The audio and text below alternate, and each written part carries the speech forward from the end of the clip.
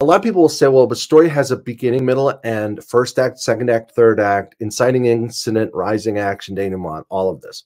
And there's nothing essentially wrong with that. Like, I'm not saying that you can't do that.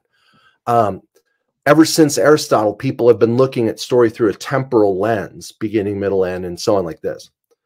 But I began to ask myself, is there another way of understanding story? Because when I would do that, I wouldn't always end up with a good story.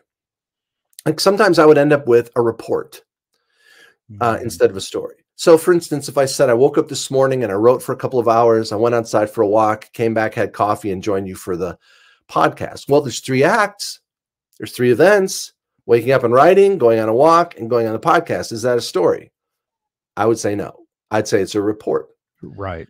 And so there's a big difference, I think, between a story and a report. And what happens when people think only in story, in temporal ways about story, a progression of events, I feel like they get the wrong impression, because a story is not so much a progression of events as a collision of desire. And so we can write a story in one act that has a collision of desire, or you can write, 50 things in a row that all occur but not have a story. Right. And so I feel like it's really important to help people to step back and say, okay, look, that's one way of understanding the movement of a story. But on a more elemental level, what is it that actually makes a story work?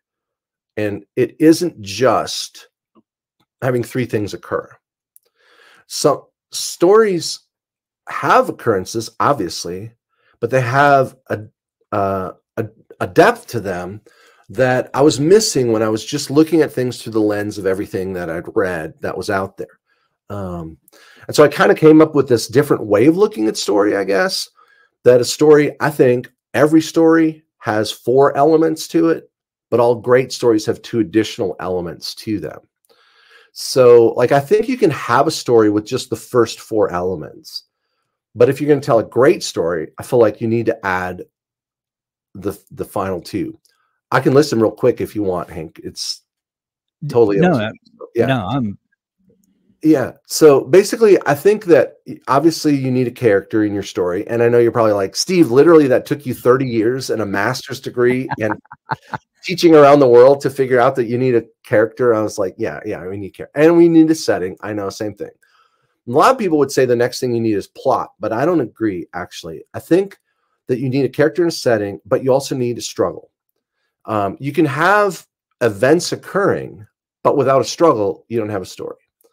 I still remember going to this elementary school years ago, and it was right after vacation. And when I was a kid, I don't know about you, Hank, but when I was a kid, our teachers at the end of vacation would always give us the same assignment. They would say, write about what you did over the summer, right?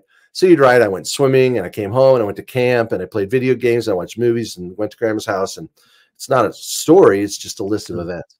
So I went to this, So I went to the school and I said to this 4th grade class, don't tell me what you did over the summer. I said, could anybody tell me about something that went wrong? So this boy raised his hand. I said, what happened? He said, well, my cousin came over to my house and we were having a contest to see who could jump the farthest off the bunk bed.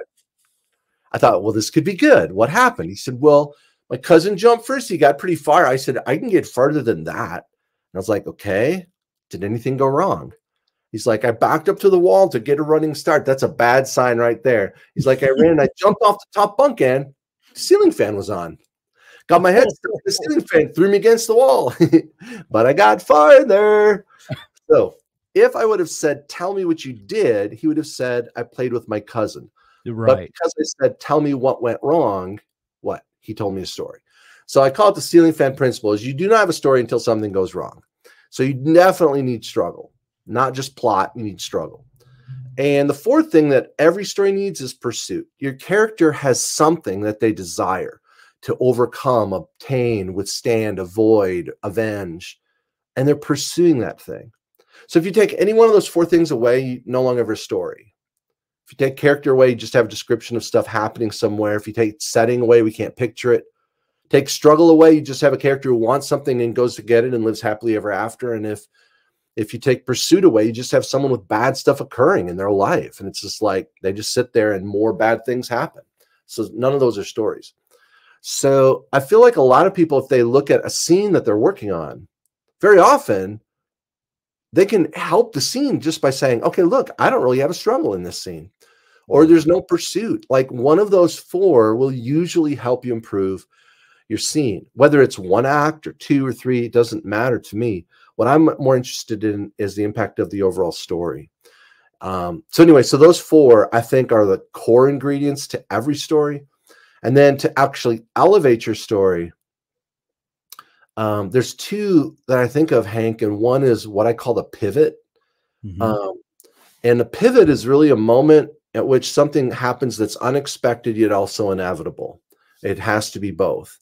So when we come to a story, we want to predict where things will go, but we want to be wrong.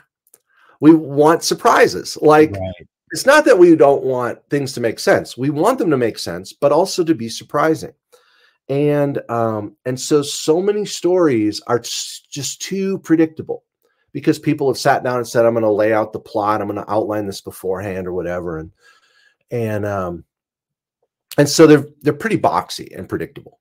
So I don't want that. But I also don't want my story to be ludicrous and unbelievable. So every scene I'm asking myself, what can I add that people won't expect, but that makes sense? It's logical, it's believable, it propels the story forward. So it's a pivot.